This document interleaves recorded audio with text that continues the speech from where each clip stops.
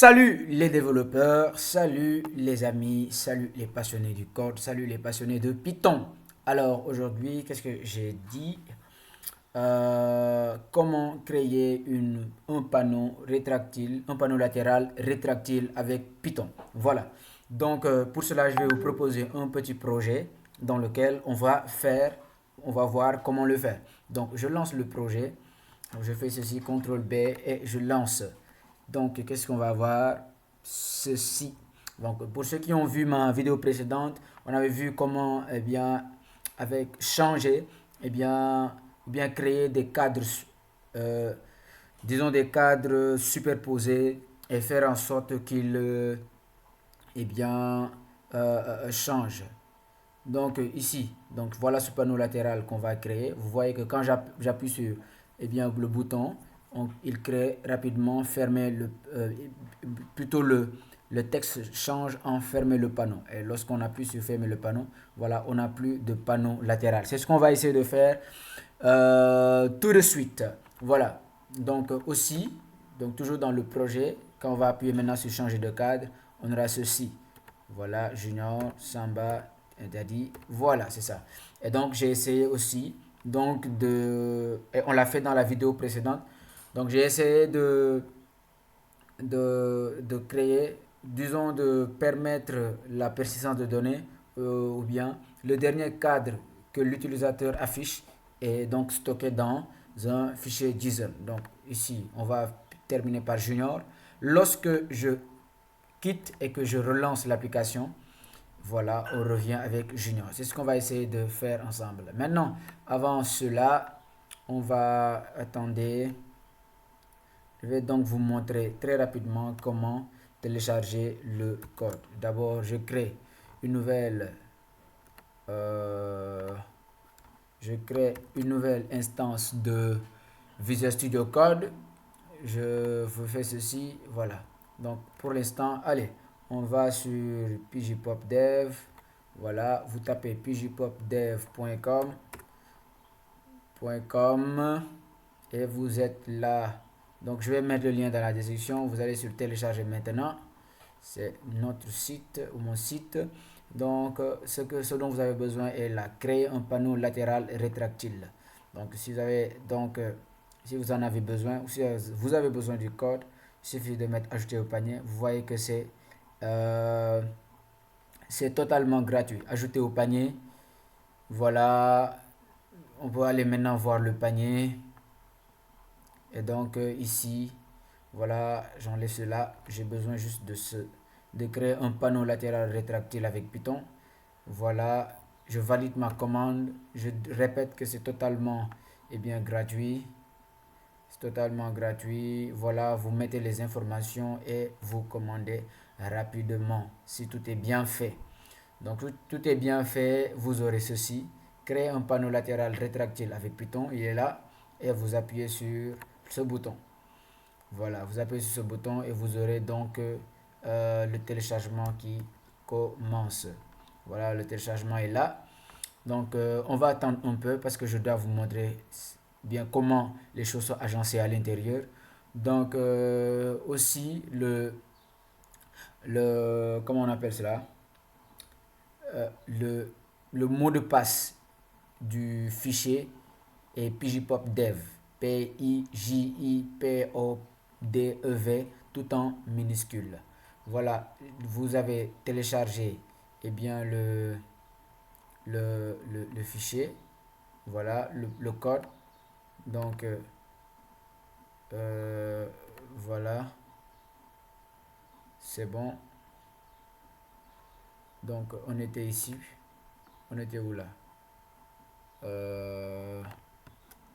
On était dans pgpopdev.com. Voilà. Ici le code. Je descends. On revient ici. On revient ici et je vais aller voir dans les téléchargements. Ok. Donc, vous faites ceci. On extrait donc ici, on extrait les fichiers. Voilà, on appuie sur OK. Le code c'est PIJIPOPDEV. Et voilà, le fichier est en train d'être extrait. Voilà. Donc, on attend un peu. On attend un peu. Allez, fais vite, fais vite, fais vite, fais vite. Voilà, donc vous aurez ceci. Vous entrez et j'ai pris le temps de vous créer, eh bien, comment on appelle cela? Un exécutable. Donc, pour ceux qui veulent directement, sans même eh bien, avoir Python sur leur machine, lancer l'application, vous aurez à faire ceci. Donc, tout simplement, vous appuyez sur créer un panneau latéral, vous exécutez l'application et vous l'aurez comme ça. Vous voyez. Donc, j'ai pris le temps de vous le faire pour ne pas vous fatiguer. Ouvrez le panneau, fermez le panneau, changer de cadre, tout simplement. En changeant de cadre, vous voyez que eh bien, le fichier design est créé. Et donc, de suite, vous aurez la persistance de données. Si je termine de base, eh bien, par défaut, c'est le cadre numéro vert qui doit être affiché. Maintenant, si je fais ceci et que je sors, ici, j'ouvre eh bien, le fichier JSON pour vous montrer. Je l'ouvre avec fichier texte, bloc-notes. Voilà, vous voyez, le nom du dernier cadre, c'est le cadre numéro 3. Eh bien, c'est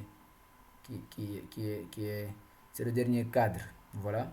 Donc, on va voir que maintenant, lorsqu'on va lancer, c'est le cadre de Samba qui sera, eh bien, lancé. Vous voyez, voilà. Et le panneau, tout simplement. Allez, on va essayer de faire ça ensemble.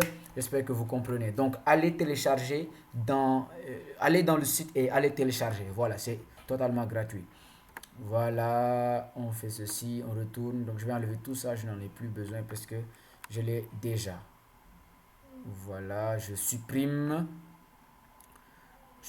ça et donc moi on va aller ensemble faire quelque chose. On va aller ici.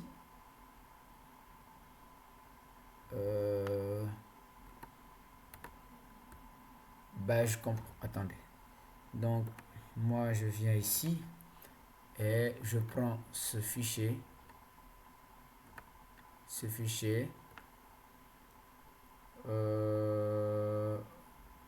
Voilà, ici. Je le drag and drop, je le glisse dépose ici. C'est un fichier, c'est un dossier plutôt, un dossier vide. Voilà, un dossier vide. Un dossier vide, il est là, un dossier vide. Voilà notre... c'est bon? Donc ici, dans téléchargement, on voit que c'est déjà enlevé. Donc je retourne... bon, c'est bon, ok. Voilà, donc on va commencer, on va le faire ensemble rapidement. Cette fois-ci, peut-être je vais être un peu plus rapide qu'hier, puisque certains concepts, je les ai expliqués. Donc allez voir la vidéo sur gestion de l'état de l'interface utilisateur. On y va. Donc on crée un fichier qu'on va appeler créer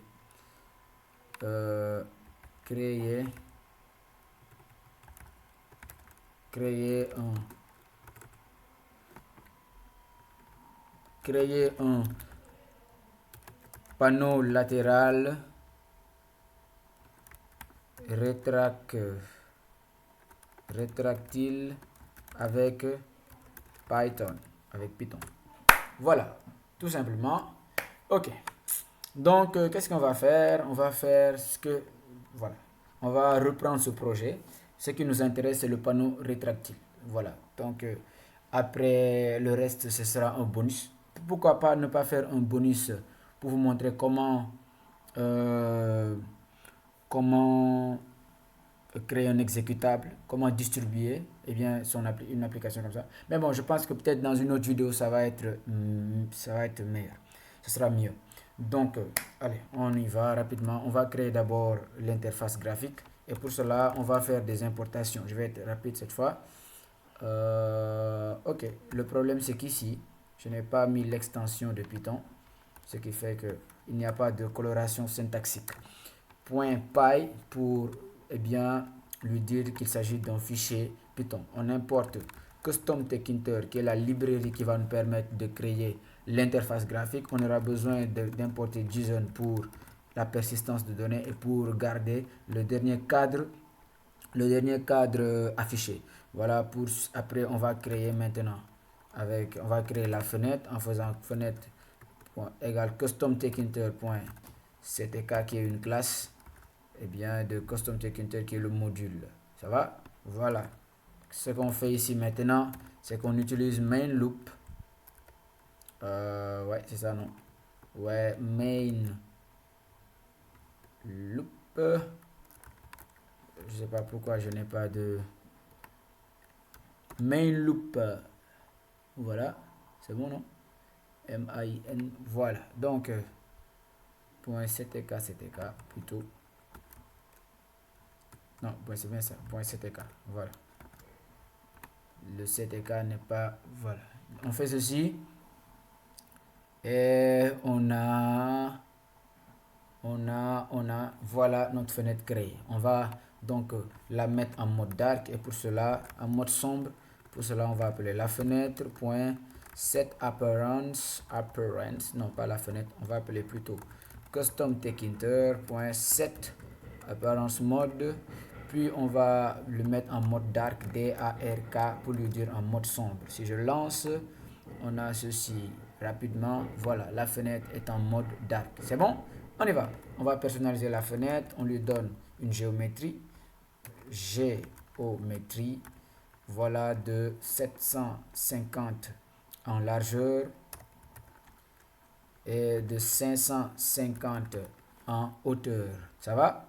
Voilà, maintenant, le coin supérieur gauche de le coin supérieur gauche, on met plus, on va placer en abscisse le point supérieur gauche de la fenêtre, on met en 380, le point supérieur gauche en abscisse ici maintenant en ordonnée, ça va faire, je sais pas moi, 150, je sais pas, on va essayer de voir ce que ça va donner.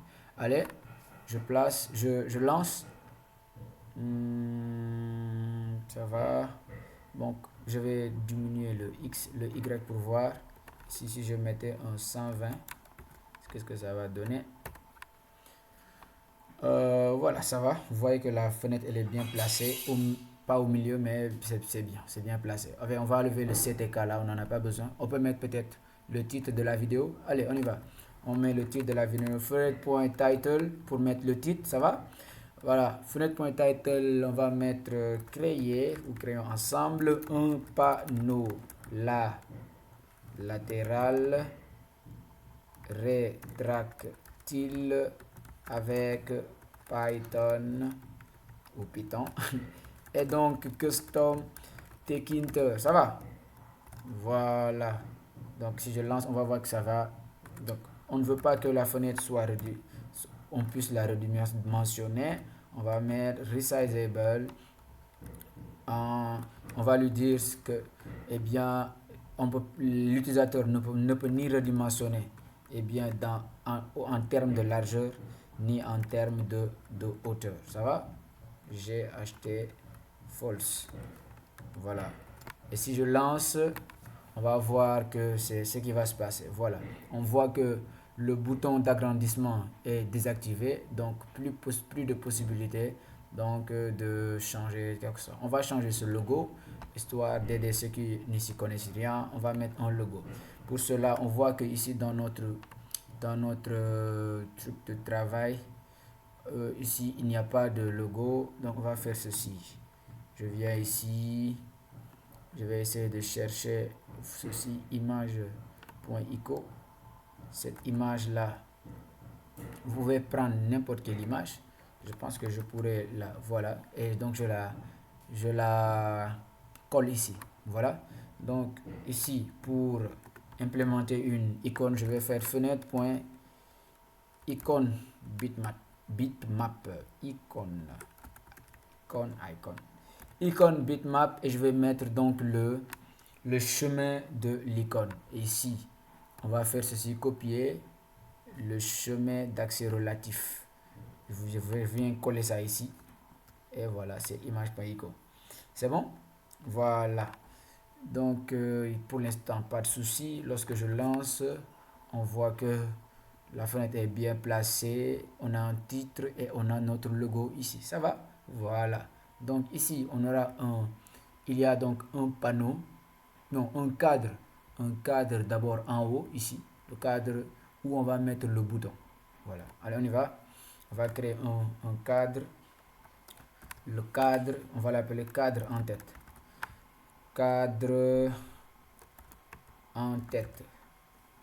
En tête. Ici, il y a quel problème? Voilà, donc on n'a pas encore fini. Voilà, cadre en tête est égal à quoi? Cadre en tête égal à custom tekinter. Cadre en tête, c'est une frame, c'est-à-dire un cadre qui va nous permettre d'insérer le bouton. Voilà, CTK frame. CTK frame, voilà, le cadre sera dans la fenêtre. Et le cadre, quelles sont les caractéristiques du cadre? C'est que, donc là, je place le cadre avec pack qui va nous permettre donc de placer le cadre. Le cadre, il doit avoir ok, donc je peux faire ceci. Donc ici, je dis que ce cadre doit être totalement en haut. Et pour cela, je dis side, je lui dis top, c'est-à-dire mettre le cadre en haut. Ça va? Voilà, on continue. Je lui dis fill, bof, c'est-à-dire je lui dis prends toute la largeur et bien tu prends toute la largeur. Ça va? Donc ici, voilà, on voit que le cadre est créé. Il est quand même assez un peu gros, mais il prend quand même toute comment on appelle ça, l'espace, tout l'espace, voilà, disponible. Donc on va voir que le panneau va diminuer lorsque il va avoir un widget enfant, c'est-à-dire si on crée, bon, je vais vous montrer. Dans le cadre en tête, dans le cadre, il y a un bouton. Bouton, on va l'appeler bouton d'ouverture et de fermeture. Bouton d'ouverture et de fermeture du panneau latéral. Du panneau latéral. Ça va? Égal. Ici, qu'est-ce qu'on veut créer? Qu'est-ce qu'on est en train de créer? On crée un bouton. Donc, on appelle toujours custom tekinter qui est le module. Et après, à l'intérieur de custom tekinter, on va créer un bouton. CTK bouton. Voilà. Et donc, c'est ce que je vais faire. On va lui dire, il faut toujours dire à Python, ou bien dans le cadre de custom tekinter ou de tekinter, où doit se placer donc ce bouton que je veux créer. Ce bouton doit être dans le cadre là que je viens de créer. Donc le cadre, c'est le cadre en tête. Ça va? Maintenant, je vais mettre un texte, je vais donner des écritures ou un texte à ce bouton. Et pour cela, je vais appeler le bouton ouvrir bien le panneau. Ça va? Ouvrir le panneau. D'accord, super. CTRL Z, c'est bon. Ok, ça va, on continue. Je dois également lui donner une couleur. Couleur FG Color. Si vous étiez dans Tekinter, vous aurez mis BG. FG Color purple, donc mauve. Donc c'est le mauve, le violet. Donc il faut toujours, comme je l'ai dit, bien utiliser pack ou bien grid ou place pour placer bien le widget qu'on vient de créer, sinon il ne sera pas placé. Ça va? Voilà, le widget, bon, je vous montre, sinon ça va être un peu flou pour certains. Allez, je lance. On a le panneau qui est créé en haut et on a aussi le bouton qui est créé. Ça va? Voilà, on va essayer maintenant de mettre ce bouton à gauche, vous voyez, comme dans l'exemple que je vous ai montré, l'exemple initial. Ça va? Voilà, on continue. Donc, on met le bouton à gauche et pour cela, je vous ai déjà montré ici avec side. Là, c'était, on met le conteneur du bouton en haut. Maintenant, pour le bouton, c'est-à-dire le bouton enfant, le bouton qui est à l'intérieur, plutôt, on va mettre side. side et on va le mettre à gauche. Et en anglais, à gauche, c'est left. Ça va? Voilà. Maintenant, je veux que lorsque l'utilisateur survole le bouton, eh bien, le curseur change en main. Je vais mettre donc cursor égale, et pour cela, je vais mettre quoi? Cursor, je mets hand to. Yeah, ok. Hand to.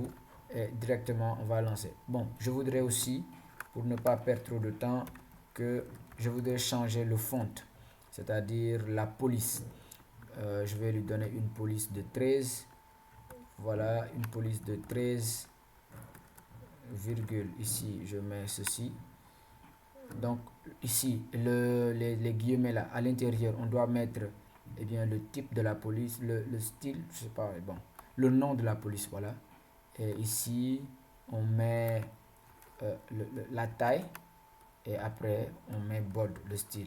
Voilà, bold, ça veut dire, eh bien, mettre en gras. Voilà.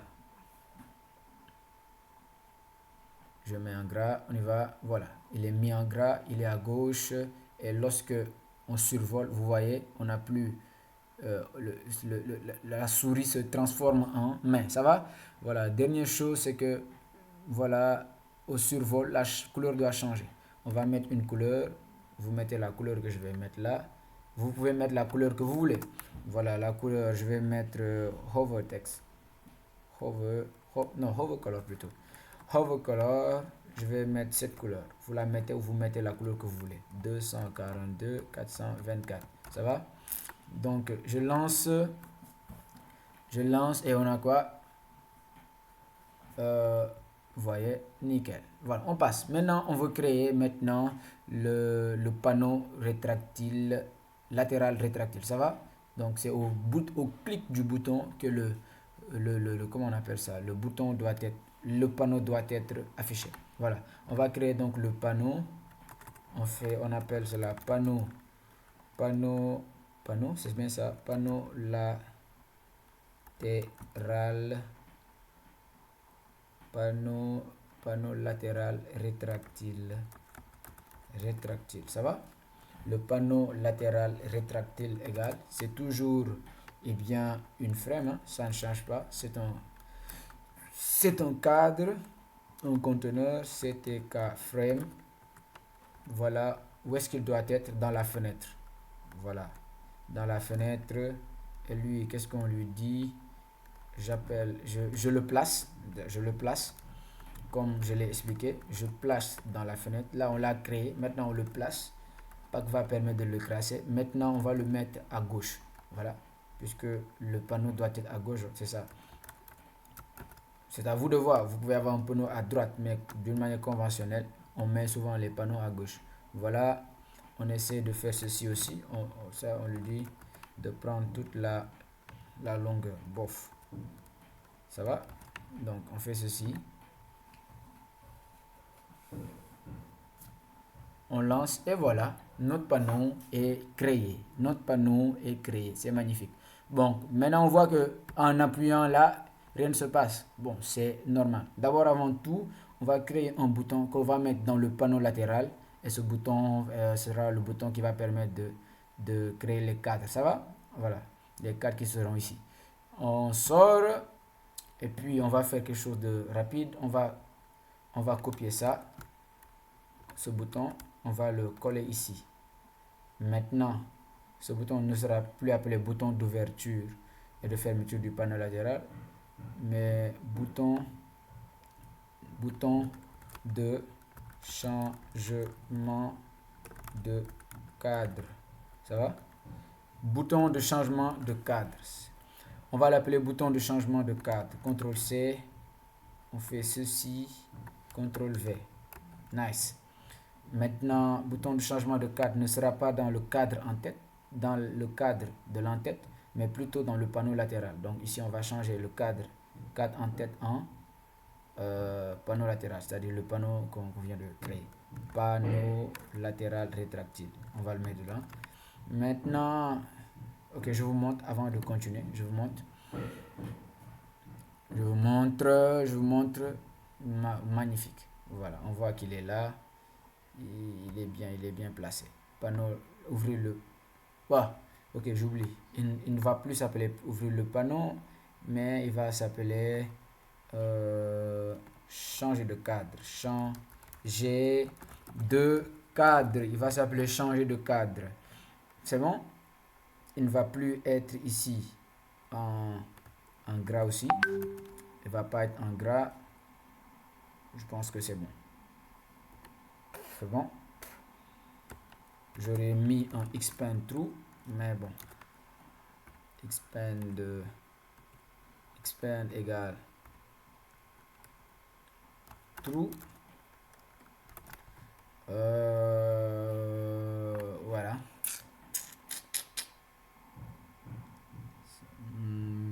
Jusque là, c'est bon. Voilà. C'est bon. Maintenant, ce qu'on doit faire, c'est faire en sorte que lorsqu'on appuie sur le bouton ouvrir le panneau, eh bien, disparaît et que lorsqu'on rappuie, il revient. Magnifique. Allez, on va créer donc une fonction. On monte en haut.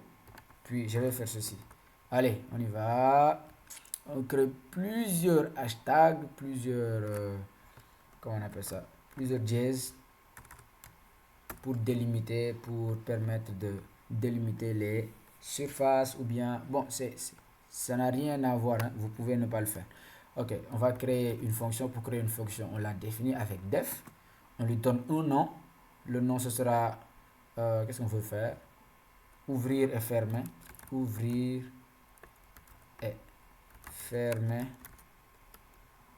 le panneau latéral. Ça va? Un nom bien explicite.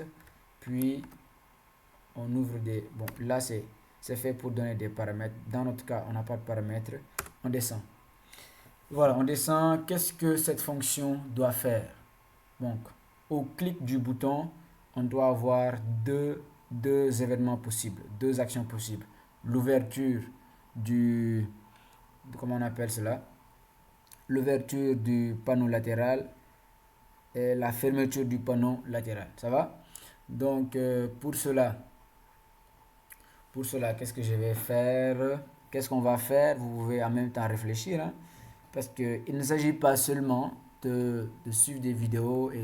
Donc, l'objectif, c'est avoir la logique, comprendre ce que l'on fait et non pas, eh bien, euh, disons, comme cela, répéter ce que quelqu'un fait sur YouTube.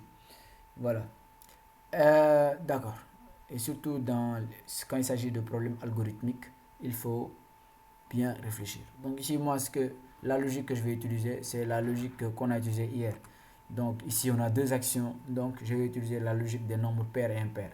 On crée une variable qui va itérer, qui va s'auto-incrémenter et on va dire que maintenant chaque itération, si le nombre de clics est pair, voilà telle action qu'on va faire. C'est-à-dire, on va ouvrir le panneau. S'il est impair, on va fermer le panneau. Ça va? Voilà, ok. On va appeler donc cette variable nombre de clics d'ouverture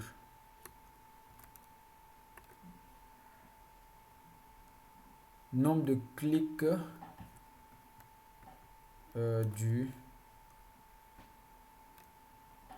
du bouton.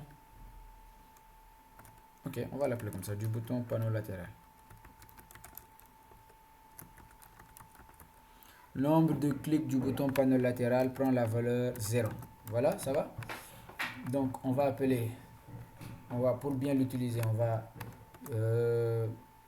appeler global pour, disons, comme bien utiliser cette variable.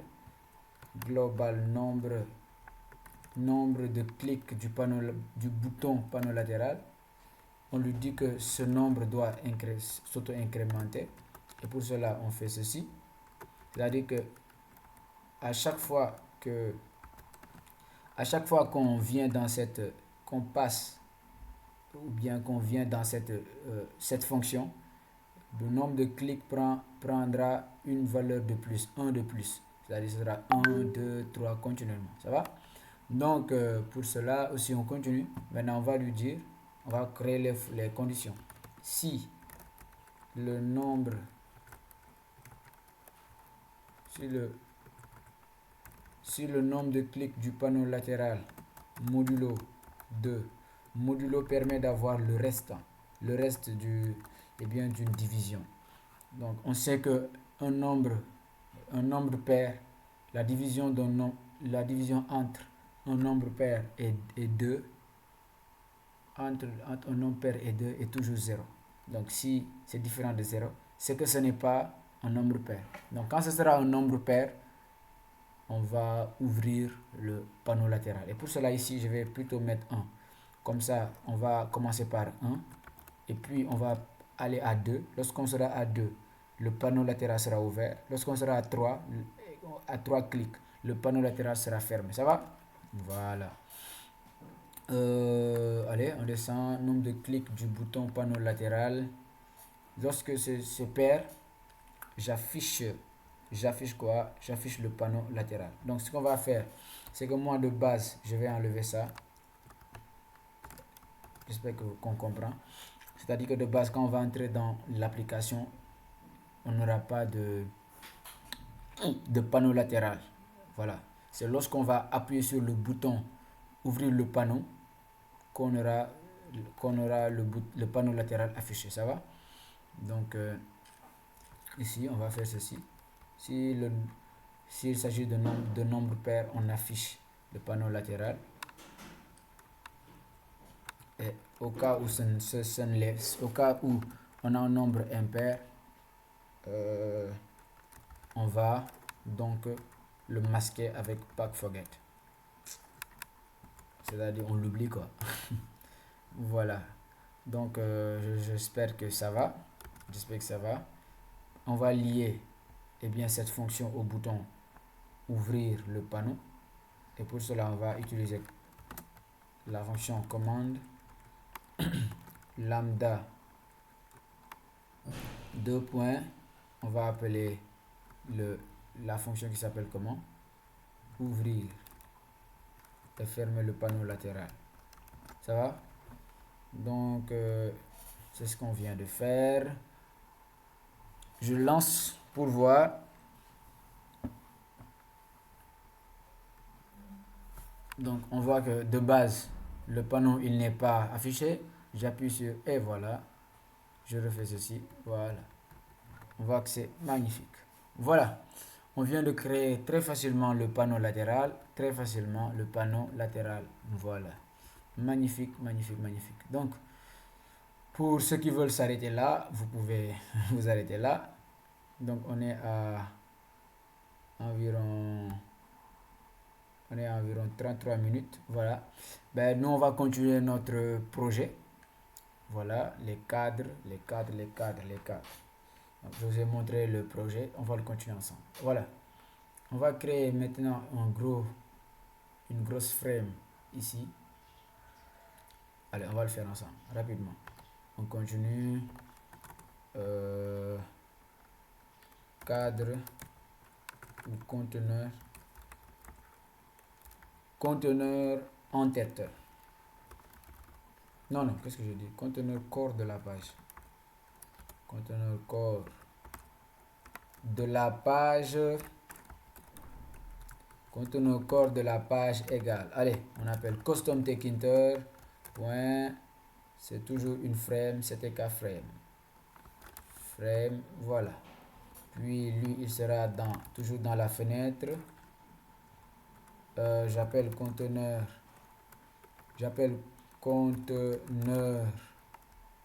corps de la page point pack.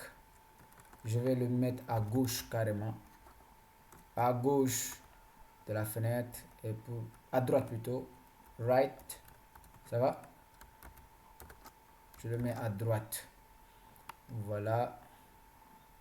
Et on lance pour voir.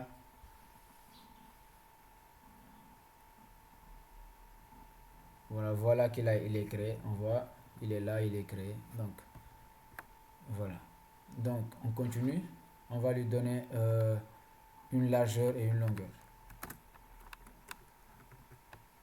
la largeur qu'on lui donne c'est 8 égale à 610 height égale à 500. Ok, on fait ça pour voir. Voilà, donc on va diminuer un tout petit peu la largeur. On va mettre un 600 peut-être pour voir. On met un 600. Voilà, on voit qu'il y a l'espace. Voilà. Mais nous, on ne veut pas, ça c'est le conteneur des cadres qu'on va après défiler. On veut juste pas, voilà, on veut juste pas, bien, voir son fond. Donc on va mettre un fond en BG Color qui va, bien, être assimilable, bien, au fond qui est ici derrière. Donc pour cela, on va mettre un BG Color avec cette couleur-ci. Vous mettez du 242, hop, hop, hop. Vous mettez du 242, 424. On va voir que c'est comme si le conteneur va disparaître alors qu'il n'a pas disparu. Qu'est-ce qui se passe? Voilà, il faut mettre un dièse devant. Voilà. On y va. Voilà. Et stop, plutôt c'est un FG Color. FG Color, voilà, et voilà, ça marche. Voilà, vous voyez le conteneur il existe bien, mais on lui a donné la même couleur que le fond de la fenêtre et donc il s'assimile facilement. Voilà, c'est bon. Maintenant dans ce conteneur, lui, on va créer maintenant les cadres. Le premier cadre va s'appeler cadre Patrick. Je vais créer bien 4 Patrick et après on va comment on appelle ça, j'oublie le nom, on va copier-coller 4 Patrick, on va le multiplier. 4 Patrick c'est aussi un CTK frame, donc custom CTK frame, ça va. Donc dans cette frame on va mettre plutôt cette frame, ce cadre sera où? Dans le conteneur corps de la page, ça va. Puis de base c'est 4 Patrick qui sera affiché. On lui donne un FG color, une couleur. On lui donne une couleur. Cette couleur c'est quoi? C'est vert. Donc vert. Non, on met green parce que c'est en anglais. Green. Puis j'affiche. De base j'affiche 4 Patrick. 4 Patrick je l'affiche avec pack. Donc allez, on fait quoi? 4 Patrick, il doit être avec Expand True, on le met au milieu du cadre, son parent. Voilà, et donc on va aller voir ce qui va se passer. Ça va? Allez, on va lancer et voilà, et voilà, et voilà. Donc on voit que il y a un petit problème, c'est que donc son conteneur, donc je vais vous montrer pour vous aider. Ici le contenu de la page bien, a pris la même dimension que son enfant 4 Patrick. 4 Patrick est dans le conteneur corps de la page. Donc lui, au lieu de respecter ses dimensions, bien, il s'est fié à la dimension de son enfant. Et ce qu'on ne veut pas faire. Donc on va faire d'abord ceci pour vous montrer. FG, non plutôt, on va juste changer le FG color là en beige. Vous mettez beige. Et on va voir ce qui se passe pour juste montrer. Pour montrer, voilà, vous voyez que le conteneur de cadre Patrick qui est en vert, il est là derrière. Il est bien là derrière avec le truc blanc, avec le FG color blanc. On va essayer de faire en sorte qu'il ne prenne pas bien la dimension du 8G enfant qu'il reçoit. Allez, donc pour ça, on va faire ceci, on peut faire ceci, conteneur corps de la page point pack propagate et on va lui false comme pour lui dire il ne faut pas, eh bien, tes dimensions ne sont pas, eh bien, fonction des widgets que tu reçois, ça va? Donc, on va voir que, voilà, il n'a pas respecté donc la dimension, il n'a pas pris en compte la dimension de ce widget qu'il reçoit, ça va? Donc, voilà. On lui retourne la même couleur parce qu'on n'a pas besoin de voir ça. On lui retourne sa même couleur. Donc, il avait une couleur. Quelle couleur? On lui donne du 242 424. Ça va? Ok, on continue. Maintenant, on doit mettre une dimension. On doit donner une dimension à cadre Patrick. CTRL C. La dimension qu'on lui donne, c'est 400 400. 400 400, ça va? 400 400. Et lorsqu'on lance, on a ceci. C'est bien. Donc, voilà. Maintenant, qu'est-ce qu'on va faire? On va créer plusieurs cadres de ce genre qui vont changer avec les couleurs. Qui vont changer juste avec les couleurs. Ok? CTRL V, CTRL V, CTRL V. On a besoin de 4. Donc, Patrick, ça, ce sont mes noms, bien sûr. Patrick Junior. Ici, ici on donne Samba. Samba. Et le cadre Samba toujours ici qui est affiché. Le cadre NTAD qui est affiché. NTAD. Ça va? Donc voilà ce cadre qui est affiché. Donc tous ces cadres là, on va changer maintenant le premier cadre sera green, le deuxième cadre vert jaune, c'est yellow. Le deuxième cadre sera yellow, le troisième cadre sera red, rouge, et le quatrième cadre sera en bleu. On va utiliser du sky blue. Ça va? Sky blue.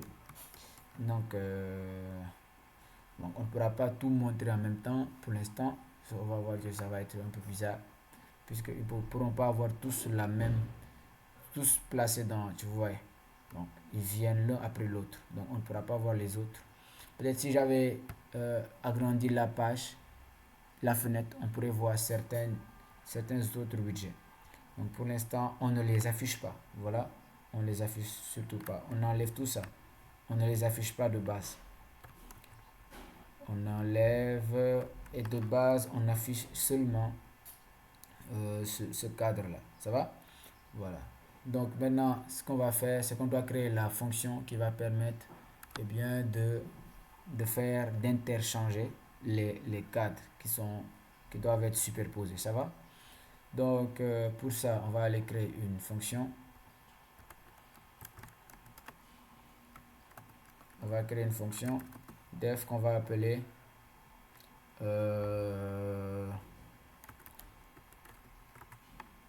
changement de cadre. Changement de cadre. Et on va utiliser un peu la même logique, sauf que ça va différer un peu. Mais on va créer un nombre de clics. On va jouer sur le nombre de clics, non pas du bouton panneau latéral, mais du bouton changement de cadre.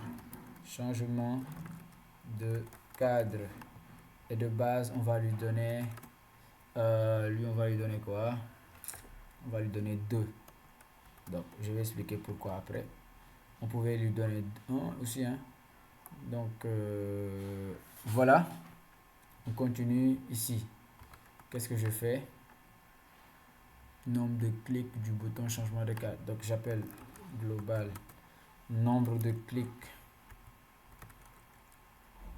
Nombre de clics du bouton de changement de cadre. Je l'appelle ici. Ça va?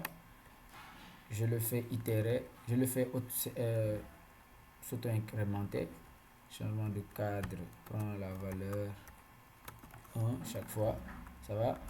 Et puis, je vais créer des options. Parce que c'est en fonction d'options que je vais cette fois-ci. Maintenant, option sera égale à quoi? Option sera égale à nombre de clics, changement de cadre, modulo. Parce qu'on a combien d'actions? On a 4 options. Donc, ce qu'il faut comprendre, c'est que dans une division, le reste n'est jamais supérieur. Le reste n'est jamais supérieur au diviseur. Et le diviseur, c'est 4. On a 4 options. Quel que soit le nombre de clés qu'on peut avoir, le reste, parce que modulo, c'est le reste. Donc, le reste de la division sera toujours compris entre 0 et 3. Donc là, vient de limiter le nombre d'options qu'on peut avoir. Ça va? Maintenant, on va lui dire, en fonction des options, si le reste de la division, c'est-à-dire l'option, parce que c'est option qui concatène ça, on dit si option est égale à 0, voilà, il faut faire telle action.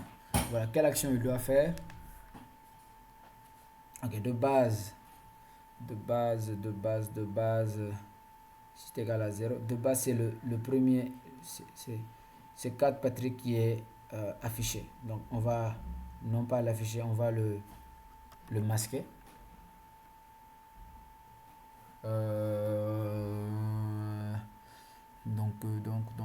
Donc ici, on fait ceci. Forget. On oublie le cadre Patrick et lui, il va ouvrir le cadre Junior. On va placer le cadre Junior plutôt. On place le cadre Junior.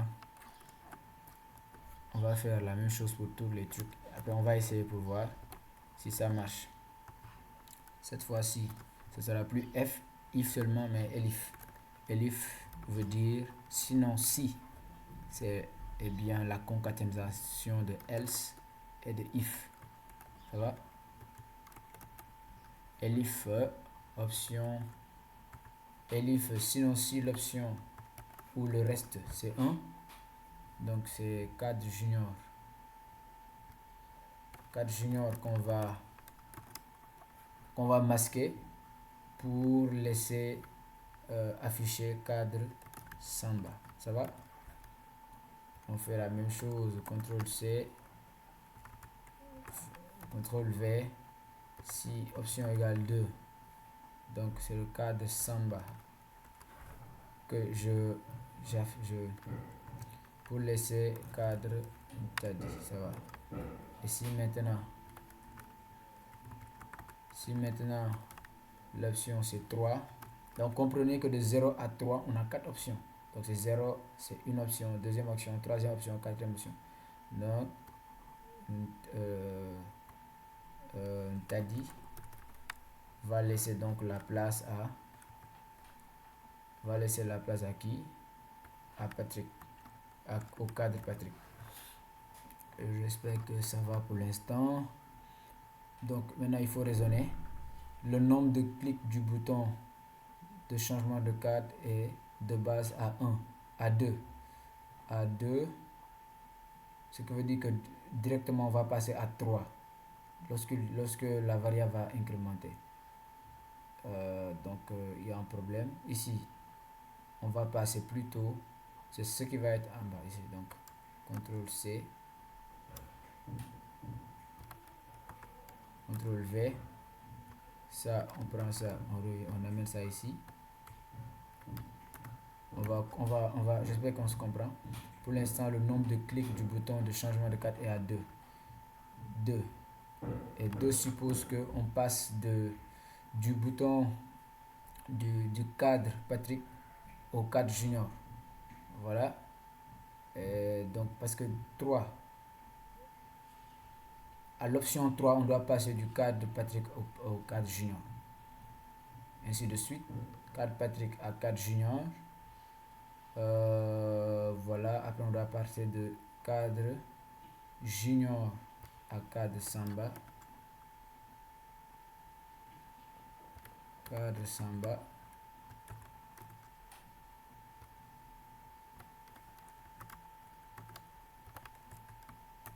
Voilà. On va passer de cadre junior à Patrick junior, junior samba, et ça change encore. Ici, ce sera du samba à, voilà, CTRL X.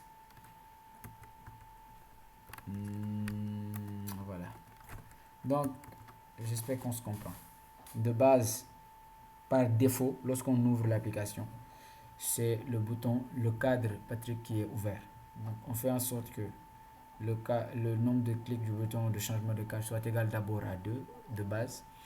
Et donc, quand on entre dans la fonction, ce qui est sûr, c'est que le nombre de clics du bouton de changement de cadre va s'auto-incrémenter. Donc, va passer à 3. Donc, on va ici à l'option 3. Cadre Patrick qui est de base, comment on appelle, affiché, va disparaître et va laisser place à Junior. On va revenir à 0. Junior va donner à Samba. Samba va donner à Tadi. Tadi va donner à Patrick à l'option 2. Ça va, on va donc lancer pour voir si ça passe ou ça casse. Donc, je vais changement de cadre. Ok, donc on n'a pas lié le bouton changement de cadre à cette fonction. Donc on va changer de cadre, il est là, le bouton.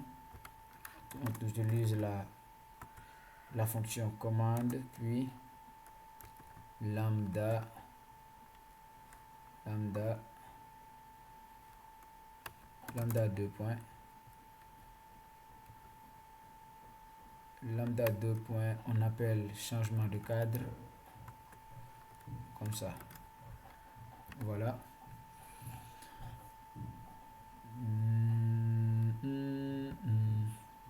On fait ceci. Voilà, vert, jaune, rouge, bleu, vert, jaune, rouge, bleu, vert. Hop là, est-ce que ça marche? Il faut que je me rassure que ça marche bien. On reprend. J'appuie. Vert, jaune, vert. Vert, jaune, rouge, bleu, vert, jaune, rouge, bleu, vert, jaune, rouge, bleu. Non, je pense qu'il y a une petite erreur. Attends, je vais revenir pour voir. Voilà. Vert, jaune, rouge, bleu, vert, jaune. Je pense que ça va, hein. Une dernière fois pour me rassurer que ça va carrément. Donc après le vert, c'est le jaune qui vient, le rouge, le bleu, le vert dans les normes, le jaune, le rouge, le bleu. Ça va. Voilà. Peut-être qu'est-ce qui manque. Voilà, je vois que il n'y a pas. Il faut les mettre au milieu avec expand égale true. Donc là, on n'aura pas de différence de position. CTRL V, CTRL V, CTRL V. Ça va? Voilà. Donc je pense que ça va maintenant. Notre panneau il est bien en place, pas de problème. Changer de cadre, on change de cadre, on n'a pas de différence de position. Ça marche à merveille. Voilà. Maintenant, ce qu'il reste à faire, c'est de mettre les étiquettes. À chaque cadre a un nom. Donc on va créer les étiquettes en bas. Donc je vais créer une étiquette et puis je vais la multiplier. Je vais la copier-coller pour les autres. Étiquette Patrick. L'étiquette sera un label. Donc custom tekinter .ctk label. Voilà, il sera où? Lui sera dans le cadre Patrick. Dans le cadre Patrick. Voilà, je lui donne un texte. Le texte c'est Patrick lui-même. Je lui donne un font. Voilà, de base. Je lui donne 25 comme taille de la police. Puis je le mets en gras. Bold. Je l'affiche. Étiquette Patrick sera affichée. Ça va? Et je dois le mettre au milieu. Pour cela, je mets expand true. Donc, on va voir si ça marche d'abord.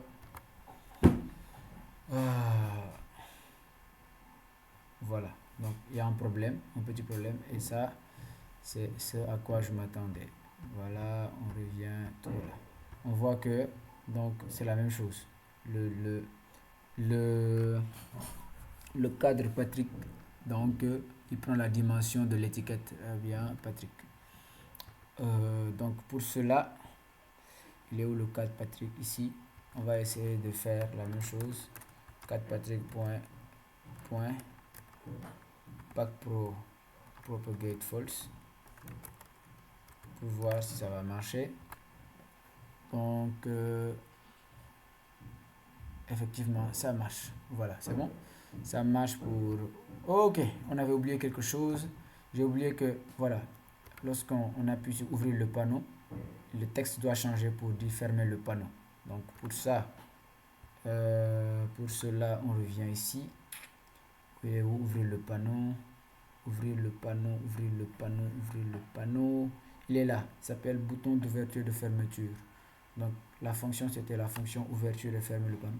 Donc lorsqu'on avait un nombre de clics pair, c'est là qu'on ouvrait le panneau. Donc en même temps, le bouton d'ouverture et de fermeture du panneau latéral, on va le configurer avec .configure. Puis on va changer son texte. Le texte sera fermer le panneau. Et donc je pense que ça va marcher. Allez, on y va. Ouvrir le panneau et on a fermé le panneau. Ça va? Oh oh oh, voilà. Il faut refaire la même chose pour bien, lorsque il faut faire ceci, on revient ici, on CTRL V et on va refaire encore ici ouvrir. Lorsqu'il s'agira d'un nombre de clics impair, bien sûr. Voilà, allez, direct, on lance et on a ouvrir le panneau, fermer le panneau, ouvrir le panneau, fermer le panneau. Voilà, le changement de cadre, ça marche. Voilà, il faut maintenant mettre toutes les étiquettes dans les autres. Voilà, on descend, l'étiquette Patrick, c'est bon. Étiquette, c'est la étiquette junior. Étiquette junior. CTRL V, ici ce sera étiquette Samba.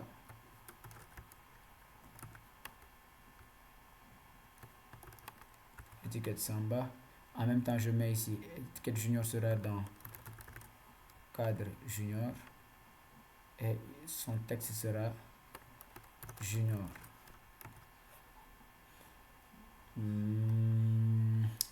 Voilà, il y a quoi encore? Étiquette Samba sera dans cadre Samba. Et son texte sera Samba. Voilà, on fait la même chose pour le dernier cadre. CTRL V, étiquette NTADI. NTADI. Ça va? Voilà, il sera dans le cadre NTADI et le texte sera NTADI. Voilà. On lance pour voir ce que ça donne.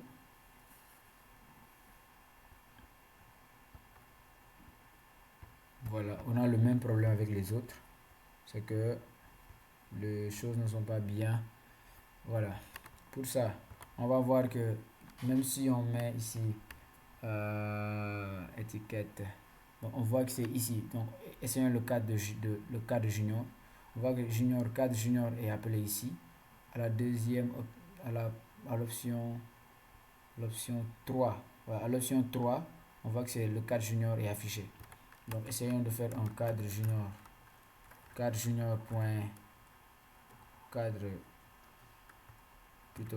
junior point pack propagate. Je vous avais montré ça, pack propagate, pour lui dire que ça, on va voir que ça peut ne pas marcher et on va, donc je fais ceci. Donc voilà, j'ouvre le panneau, je change de cadre et ça ne marche pas.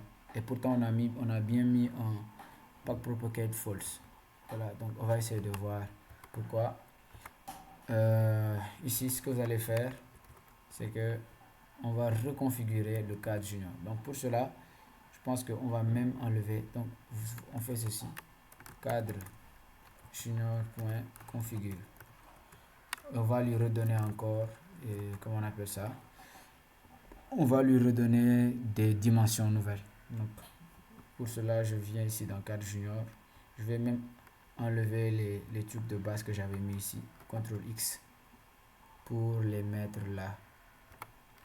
CTRL V. Ça va. Donc on va voir que ça va dans les normes marcher. Ça doit marcher.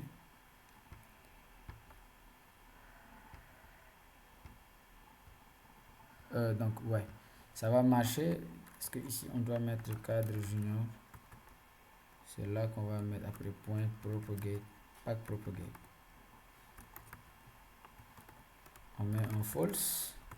Ça va. Et dans les normes, ça doit marcher. Dans les normes, ça doit marcher. Voilà. Patrick Junior aussi marche. Voilà. On va changer aussi son texte. Le blanc sur le jaune, ça on ne voit pas bien. Donc ici, son texte color.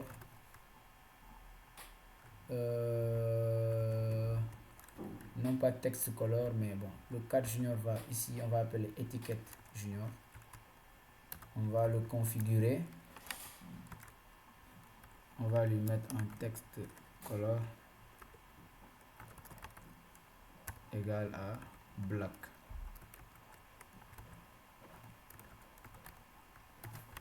Et puis on va lancer.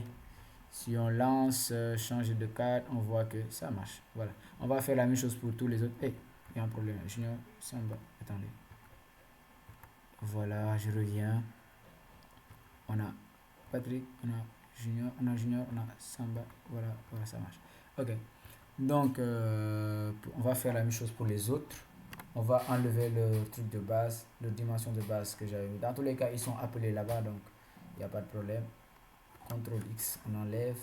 On vient ici dans Samba. Bon, il n'y a pas de problème. On reprend tout ça. Cadre junior. Cadre junior doit être configuré. CTRL C. On vient ici. Dans ce cas, c'est cadre Patrick qui est configuré, qui est affiché. On fait la même chose ici. Dans ce cas ici, c'est le cadre NTADI qui est configuré. Dans ce cas, c'est le cadre Samba qui est affiché. C'est bon? Voilà, il faut pas oublier de maintenant de lui dire de ne pas prendre la comment on appelle ça, de ne pas prendre la dimension de l'enfant. Donc ici ce sera Patrick, ne pas V, ce sera Entadi, et ici ce sera Samba. CTRL V,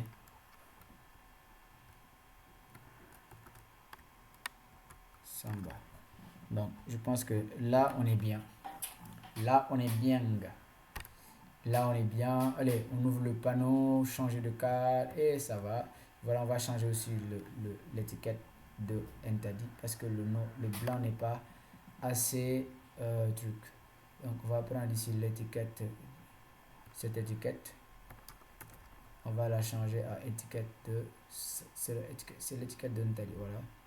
Voilà, CTRL V, ce sera plus étiquette de junior mais étiquette de Tadi. Voilà, il y aura également un texte black. Je pense que on est bien maintenant, on est vraiment bien, on est bien Patrick, voilà, junior Samba, voilà. Donc c'est ce qu'on devait faire aujourd'hui. Maintenant on n'a pas fini, il faut faire en sorte, on va créer la persistance de sorte que l'utilisateur, s'il laisse Entadi ou voilà n'importe quel frame, on puisse le lui réafficher à son retour. Donc on va faire, je vais tester très rapide dans ce ici parce que je l'ai fait dans la vidéo précédente. Allez, je quitte. Voilà, on voit que on va faire cela à partir de avec Deezer. On fait ceci, on fait cela. Donc pour cela, je vais enregistrer le dernier cadre qui a été affiché. Puis donc je viens ici, dernier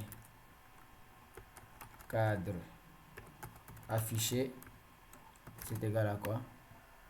Non pour l'instant. Voilà, dernier cadre affiché n'a rien pour l'instant. Il n'a rien, c'est ce que je viens de dire, il n'a rien.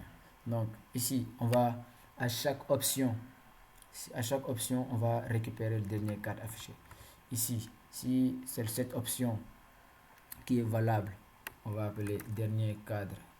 Donc pourquoi pas ici, on va faire la même chose, global, dernier cadre affiché. Ça va?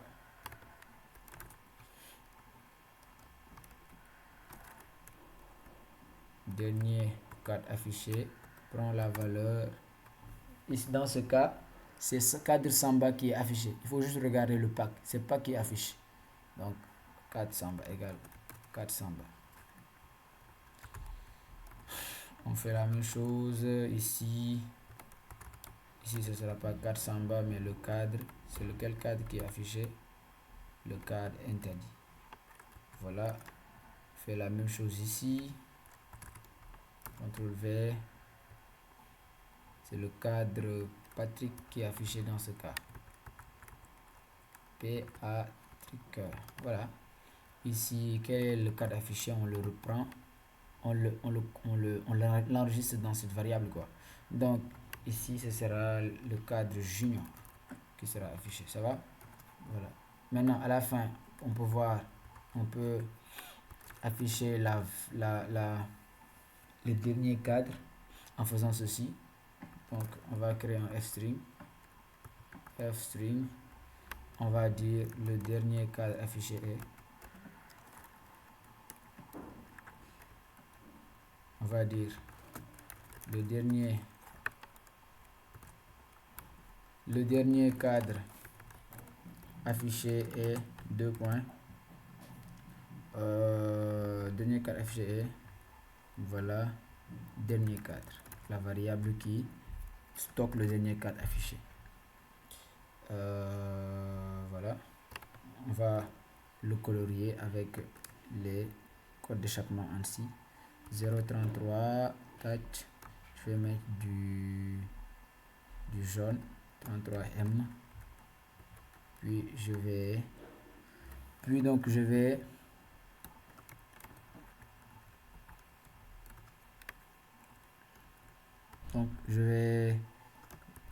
réinitialiser le style.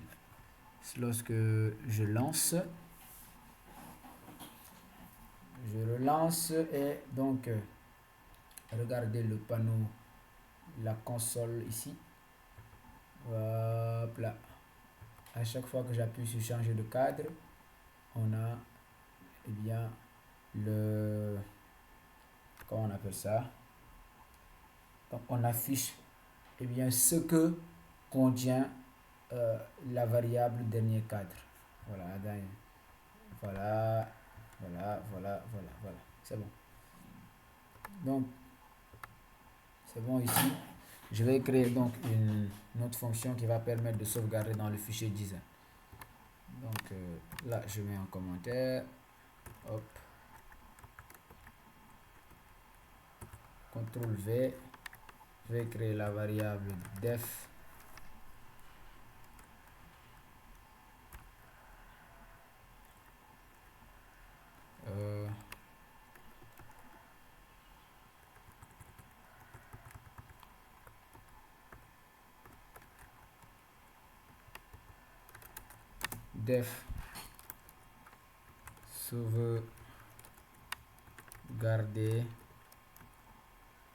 sauvegarder le dernier cadre. Sauvegarder le dernier cadre.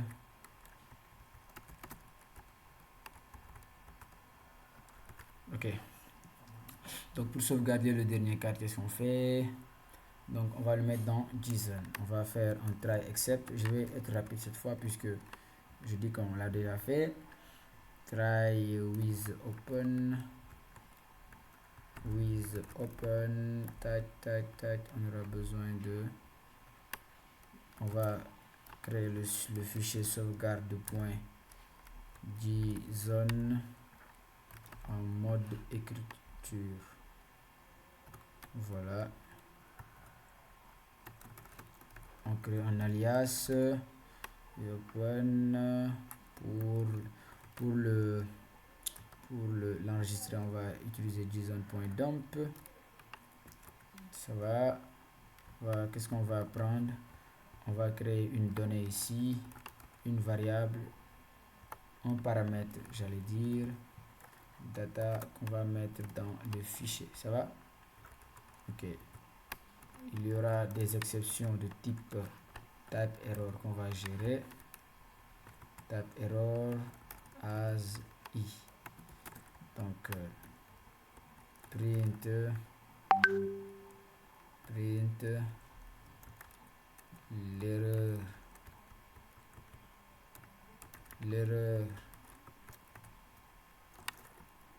l'erreur est, on met un f-string ici, l'erreur est blablabla et e. Voilà, qu'on va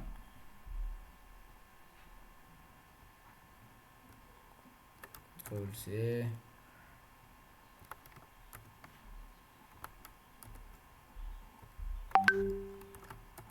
Voilà, c'est bon. Donc j'avais montré que eh bien, si on essaie de garder ici, on va appeler la variable, on va essayer d'appeler non pas la variable mais la fonction sauvegarder dernier cadre. On va lui donner le dernier cadre en paramètre. Donc, il aura besoin de ça. Maintenant, s'il essaie de créer le fichier sauvegarde.json et d'y insérer le dernier cadre qui est non sérialisable, c'est-à-dire les frames, ce sont des classes qu'on ne peut pas garder dans des fichiers JSON. Donc, j'avais montré comment on fait. Donc ici, je vais juste vous montrer qu'il y aura une erreur. Donc tout simplement, après on va continuer. On va régler cette erreur et continuer. Donc ici, j'essaie de changer de cadre. Voilà, il crée le fichier sauvegarde.json. Mais on voit qu'il y a cette erreur que j'ai essayé de gérer. L'erreur de type type error. L'erreur est object of type ctk frame. L'objet de type ctk frame n'est pas JSON sérialisable. On ne peut pas le garder dans le truc. Donc ce qu'on va faire ici, voilà, on va créer des conditions. Comme on ne peut pas créer, comme on ne peut pas mettre là, eh bien c'est le ctk frame object dans le JSON, on va lui dire donc si la data, ce que tu as récupéré de cette fonction qui s'appelle changement de cadre, donc comment on appelle cela, si data égale à cadre, le cadre 1 est égal à cadre 1, non, est égal à cadre Patrick. Si c'est égal à cadre Patrick, alors qu'est-ce que tu dois faire? Je vais créer une variable qui s'appelle nom de cadre, qui va prendre la valeur, donc cadre 1. Ça va? Donc je fais la même chose ici, if, voilà, sauf que ici ce sera elif, donc ce sera cadre 2 et ce ne sera pas, si c'est égal à cadre junior. Donc j'ai pris le temps d'expliquer ça dans l'autre vidéo, c'est pour cela. Donc on fait la même chose ici, CTRL C, CTRL V. Si c'est égal à cadre Samba, si c'est égal à cadre Samba, alors ce sera cadre 3. CTRL V. Si c'est égal à cadre Intadi, on va juste mettre des références, de sorte que lui, ce qu'il va mettre dans le fichier JSON, ce ne sera pas les ctk frame elles-mêmes, mais des références, comme pour dire que quand on aura telle référence, on sera en chargeant le fichier au début de l'application ou du script qu'il s'agissait de tel frame. Voilà, c'est ça. C'est là le contexte. C'est ça le concept, j'allais dire. Elif, sinon si, eh bien, la data qu'on récupère de cette fonction est égale à cadre, t'as dit, nom de cadre prend la valeur 4. Maintenant, pour que nom de cadre soit utilisable après, puisque je vous montre, puisque à la fin on veut dire quoi, on veut dire donc ici, ce que tu dois mettre, ce n'est pas la data elle-même qui contient les CTK frames, mais plutôt la référence. Et la référence ici, c'est le nom de cadre. Nom de cadre. Ça va? Donc c'est le nom de cadre. Voilà. Maintenant, ok. On va essayer de rendre ça plus joli. C'est-à-dire, je vais faire ceci. Je vais faire ceci. Nom de cadre. Nom de cadre. Nom de cadre. Non, bon, je vais faire ceci plutôt. Je vais enlever ça. Je vais mettre le tout dans un dictionnaire. Et je vais faire ceci. La clé du dictionnaire sera dernier cadre. La clé du dictionnaire sera dernier cadre. Parce qu'un dictionnaire, c'est un ensemble de clés et de valeurs. Ici, la clé sera dernier cadre affiché. Dernier cadre affiché 2 points. Et donc, la valeur sera le dernier cadre. Non, pas le dernier cadre, mais le nom du cadre. Nom de cadre, ça va? Voilà, nom de cadre, nom de cadre, nom de cadre. Ça va, j'espère que ça va. Donc, quand on fait ceci, quand on lance, on va aller voir ce qu'il y a dans sauvegarde.json. Dans sauvegarde.json, on ouvre le panier, changer de cadre, on change, ça va. On vient ici, voilà, le dernier cadre, bon, ça c'est dû au E accent aigu que j'ai mis. Donc on pourra mettre peut-être cadre, dernier cadre affiché comme ça. Et quand je lance, changer de cadre, on voit que voilà, ça va. Dernier cadre affiché, c'est le cadre 2. Et c'est exactement ça, c'est le cadre 2 qui est le dernier cadre affiché. Donc c'est bon, je pense que c'est bon. Maintenant, ce qu'on veut faire, c'est que maintenant au début même de l'application, c'est-à-dire quand l'utilisateur reviendra, il faudra qu'on lui affiche qu'on lui affiche le dernier cadre qu'il a eu à ouvrir. Donc pour cela, on va créer encore une autre fonction qui s'appellera charger le dernier cadre. Ça va? Charger le dernier cadre, 2 points. Charger le dernier cadre va faire quoi? Try. Il va essayer de faire try except va permettre de gérer les exceptions, les erreurs et tout. On va essayer de faire cela. S'il y a une erreur, except, faire telle chose. Ça va? Donc try quoi? Essayez donc de charger avec donc with open. Essayez de charger le fichier sauvegarde.json en mode cette fois lecture. Relever sauvegarde en mode lecture. Lecture c'est read, lire en anglais. On le met en alias as f. Puis on peut créer une autre variable data ou données. C'est à vous de voir de l'appeler comme vous voulez. Data sera égal à json.load. json.load va permettre donc de récupérer les valeurs qui sont dans le truc JSON, dans le fichier JSON, ça va. Et donc on va faire un except plutôt. Except l'exception, on a une exception de type une exception de type voilà, il se peut que en chargeant le dernier cadre, il se trouve qu'il n'y ait pas c'est-à-dire si à la première utilisation le fichier sauvegarde.json n'existe pas. Donc on va essayer de gérer les exceptions de ce genre. Donc cette exception s'appelle file not found error. Donc il n'a pas trouvé le truc. Ce qu'on va faire ici dans notre cas, c'est qu'on va essayer de charger le dernier cadre dès le début de l'application. Et ce que je vais faire, c'est ceci. Charger le dernier cadre, je vais l'appeler ici. Donc vous venez ici à la fin et c'est ce que vous allez faire. Vous chargez le dernier cadre. Voilà. On essaie de charger le fichier JSON. S'il se trouve s'il ne le trouve pas, on va afficher donc ceci. Regardez. On va faire ceci. Il est où? Donc on va enlever tout ça là. Cadre Patrick. Maintenant le cadre Patrick ne sera pas affiché ici, mais plutôt là. J'espère qu'on se comprend bien. Voilà.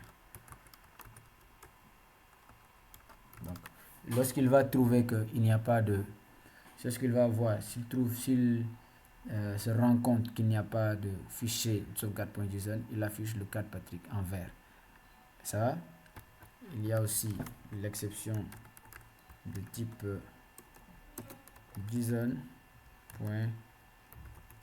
decode error qu'on va essayer de gérer. On va la gérer de la même façon. Si cette exception existe, alors affiche ça. Donc on va enlever ce fichier, on va le supprimer, le fichier sauvegarde.json. On va lancer l'application pour voir. On lance l'application, VAP, changer de cadre, ça va. On voit que le fichier sauvegarde.json est créé.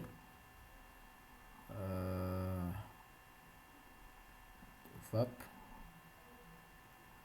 Voilà, le dernier cadre, c'est le dernier cadre 4. Et vous voyez que, eh bien, ici dans ma logique, je n'ai pas affiché le cadre Patrick. Regardez, je n'ai pas affiché le cadre Patrick. Je n'ai pas mis cadre Patrick.pack. Vous voyez? Donc je vais encore supprimer sauvegarde.json. Et je vais vous montrer ce qui se passe derrière. Donc ce qui se passe derrière, c'est que ici, cadre Patrick, je ne l'ai pas affiché ici. C'est que quand il va venir jusqu'ici charger le dernier cadre, cette fonction, je vais à cette fonction. Lorsqu'il va à cette fonction, il essaie de charger le fichier sauvegarde.json, il ne le trouve pas. C'est ce qui va se passer, il ne le trouve pas. Donc qu'est-ce qu'il va faire? Directement, on est dans cette exception file not found error et donc il affiche le cadre Patrick. Ça va? C'est ce qui se passe. Voilà. Cadre Patrick. Ouais, parce que c'est pourquoi j'ai laissé donc les dimensions de cadre Patrick. Ça va? Donc c'est ce qui se passe. Je le fais une dernière fois. Ici, sauvegarde.json n'existe pas. On va tomber dans cette exception file not found error. Et il ne le trouve pas. Et directement, il crée donc le cadre Patrick. Il affiche le cadre Patrick. Ça va? Donc c'est bon. Maintenant, qu'est-ce qui reste? Oui, c'est bien d'avoir... Maintenant, si je vais afficher les data, vous allez voir. Print data, on vient de récupérer ce qui se trouve dans le fichier JSON. Maintenant on va l'afficher pour vous montrer. Il charge et tac, il vous montre ici. Il est où? Attendez, je sors. Print data JSON load. Oh, ok. Je vais l'appeler données. Dans les noms, je dois le voir quelque part. Dans les noms, je dois le voir quelque part.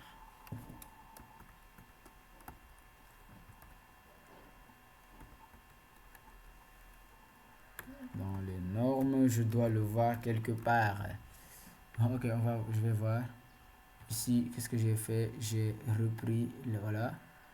Sauvegarde.json. Ah, ok, je comprends. Ok. Donc, on est tombé dans une exception, donc il ne peut pas montrer. Ok, je comprends. Ok. On est tombé dans une exception, donc il ne peut pas afficher ce qu'il y a dans le fichier sauvegarde JSON, puisqu'il n'existe pas. Je change de cadre. Sauvegarde JSON existe. Si j'affiche, il va nous montrer ce que contient la variable donnée que j'ai utilisée pour, voilà, la variable donnée, c'est ce qu'elle contient. Dernier cadre, affiché 2 points, voilà. Voilà. Donc moi, ce que je vais faire, c'est que moi, ma clé, c'est ça. La clé, c'est dernier cadre affiché jusqu'ici. C'est là la clé donc de mon dictionnaire. Je vais utiliser cette clé pour, voilà. Donc je vais dire si données qui est un dictionnaire, si données qui est un dictionnaire, je fais ceci pour chercher donc la clé. La clé ici c'est ça, dernier cadre, CTRL C, CTRL V. Si eh bien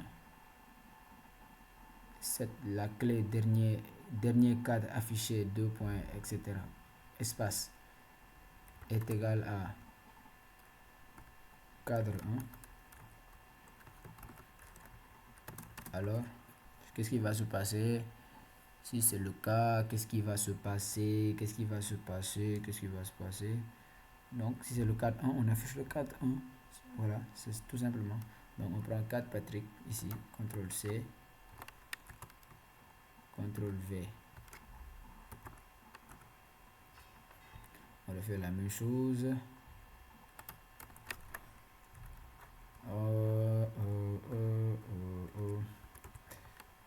CTRL V, sauf qu'ici ce sera elif. Voilà. CTRL C.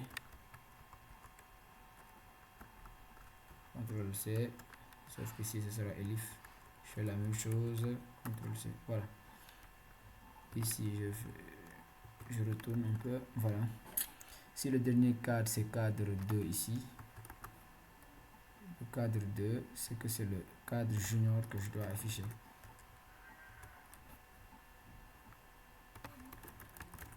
Ça va? Voilà. Donc si c'est le cadre 3, c'est le cadre Samba que je dois afficher. Donc ici je lui dis si c'est cadre 3 qu'il y a dans le fichier JSON, c'est donc cadre Samba que je affiche. Si c'est le cadre 4 qu'il y a dans le fichier JSON, alors qu'est-ce que tu affiches? Tu affiches le cadre Entadi. Ça va? Voilà, tu affiches Entadi.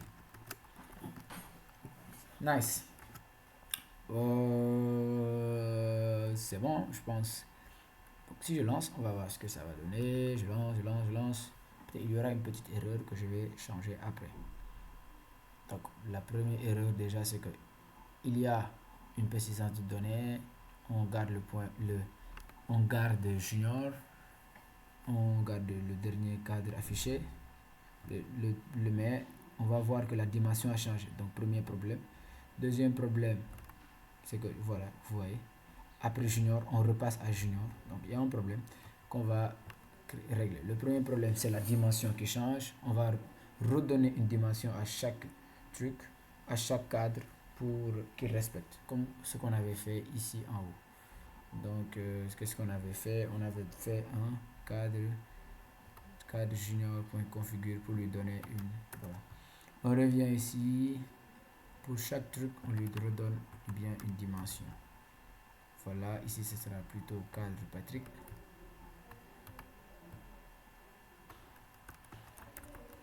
Cadre Patrick. On fait la même chose ici. CTRL V, c'est bien cadre junior. CTRL V. Ici, il s'agira de cadre Samba. C'est bon? Voilà. CTRL V et ici, il s'agira de cadre Entadi.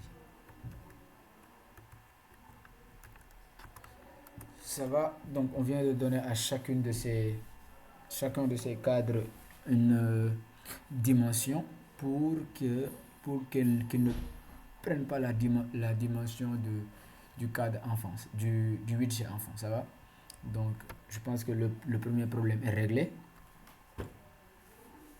Voilà, il a sauvegardé le cadre numéro 2, ça va. On va voir que ici dans sauvegarde JSON, c'est le cadre numéro 2 qui est le dernier cadre affiché. C'est bien. Et donc maintenant le deuxième problème sera le problème de la continuité. Donc après Junior, c'est Samba qui doit venir. On va voir qu'il y aura un petit dérèglement qu'on va essayer de changer. On y va. Et c'est Junior qui revient, ce qui n'est pas bien. Voilà, donc pour régler ce problème, qu'est-ce qu'on va faire? Donc il y a deux problèmes. J'oublie que le Junior là aussi, il doit avoir un... Voilà, non attendez. Ici, je reviens, il faut lui donner pour Junior. Il y a encore l'étiquette. Junior, l'étiquette Junior. Text color, CTRL C. Il doit avoir une écriture noire. Il est où? Voilà, toi, on revient, tu as une étiquette noire. Qui a une étiquette noire aussi? C'est Ntadi, je pense bien. Ntadi a une étiquette noire. Étiquette Junior, étiquette Ntadi ici, voilà. Un texte color black. Ça va. Donc quand je lance, je pense que certains problèmes ont été résolus comme certains le disent. Voilà, donc j'ai appuyé deux fois, j'ai appuyé une fois, on est retourné à un truc. Voilà, ça marche à une condition près, à une erreur près. Donc l'erreur c'est que ici il faut changer les nombres de clics en fonction du dernier cadre. Ça va. On change les derniers cadres en fonction, les nombres de clics en fonction du dernier cadre. Ok, le nombre de clics du bouton de changement de cadre est initialement à 2. Et donc, quand on lance, on passe directement à 3. Et qu'est-ce qui se passe à 3?